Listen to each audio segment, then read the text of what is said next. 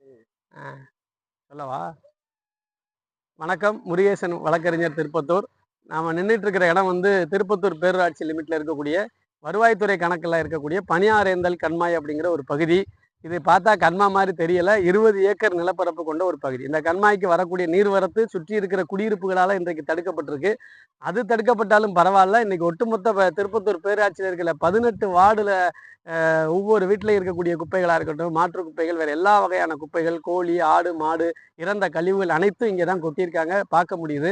இது ஒரு டவுனுக்குள்ள சுத்தி வீடுகள் இருக்கக்கூடிய ஒரு பகுதி. இங்கே சிவகங்கை மெயின் ரோடு, பக்கத்துல நீதிமன்றம், ஈபி, சுற்றி வீடுகள் இருக்கக்கூடிய பகுதி, யூனியன் ஆஃபீஸு, ஒரு பிரதானமான இடம். இந்த இடத்துல இருந்து ஒரு மாற்று ஏற்பாட்ட பேரூராட்சி நிர்வாகம் செய்யல.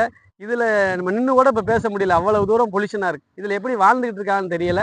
அது வந்து குழந்தைகளுக்கு, பச்சிளம் குழந்தைகளுக்கு, கர்ப்பிணிகளுக்கு, முதியவர்களுக்கு மிகுந்த பாதிப்பா இருக்கு.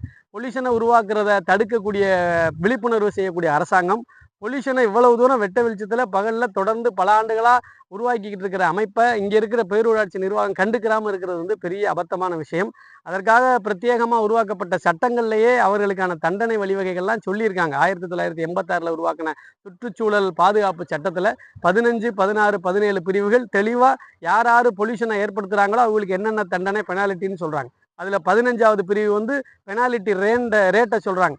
5 ஆண்டுகள் வரையிலையும் 1,00,000 ரூபா அபதாரம் வரையிலும் கொடுக்க முடிகிற அளவுக்கு சட்டங்கள். இது ஒரு மைய சட்டம், சென்ட்ரல் ஆக்ட்.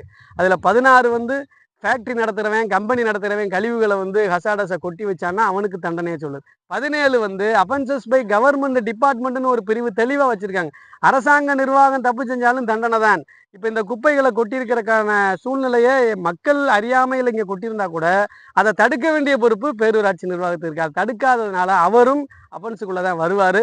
தொடர்ந்து இதே நிலை நீடித்தால் சமூக ஆர்வலர்கள் இங்க இருக்கிற இஓக்கு எதிராக, ஆட்சி நிர்வாகத்துக்கு எதிராக ஒரு தனி புகாரா நீதிமன்றத்துல வழக்கு தொடுக்கிறதுக்கான வாய்ப்புகளை உருவாக்காம ஒரு மாற்று இடத்தையோ அல்லது மறுசுழற்சியை கொண்டுட்டு வந்தோ, காரைக்குடி மாநகராட்சியில தேவட்ட ரஸ்தாவில் அது மறுசுழற்சிக்கான வேலைகளை சேர்ந்து அந்த ஸ்மெல்லை குறைச்சிருக்காங்க.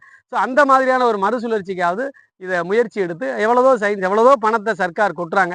அதுல ஏதாவது ஒரு மாற்று ஏற்பாடை பண்ணி மக்களுக்கு ஒரு சுமூகமான சுற்றுச்சூழல் நிலவுவதற்கான நடவடிக்கைகளை அரசாங்கம் எடுக்கணும்னு சொல்லி இந்த நேரத்தில் கேட்டுக்கிறோம்.